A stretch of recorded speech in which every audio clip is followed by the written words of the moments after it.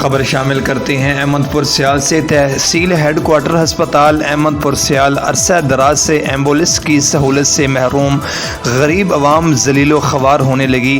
اعلیٰ حکام سے ایمبولینس فراہم کرنے کا مطالبہ۔ مزید ہمارے نمائندہ محمد عرفان ہرپل ہمارے ساتھ موجود ہیں، تفصیلات ان سے جانتے ہیں۔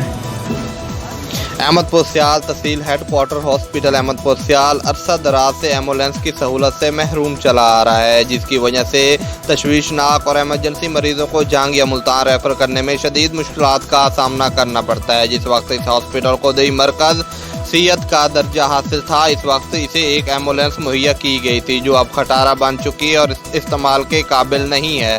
ایمبولینس کی عدم دستیابی کی وجہ سے مریض شدید پریشانی سے دوچار ہیں، کیونکہ وہ ایمرجنسی کی صورت میں پرائیویٹ ایمبولینس کی بھاری رقم کے اخراجات کا بوجھ نہیں اٹھا سکتے۔ ایمبولینس کے نہ ہونے کا رونا متعدد بار رویا جا چکا ہے، مگر یہ مسئلہ یوں کا توں ہے۔ شہریوں نے ارباب اختیار سے پرزور مطالبہ کیا ہے کہ اس ہاسپٹل میں فوری طور پر 2 ایمبولینسز مہیا کی جائیں تاکہ غریب عوام ذلیل و خوار ہونے سے بچ سکے۔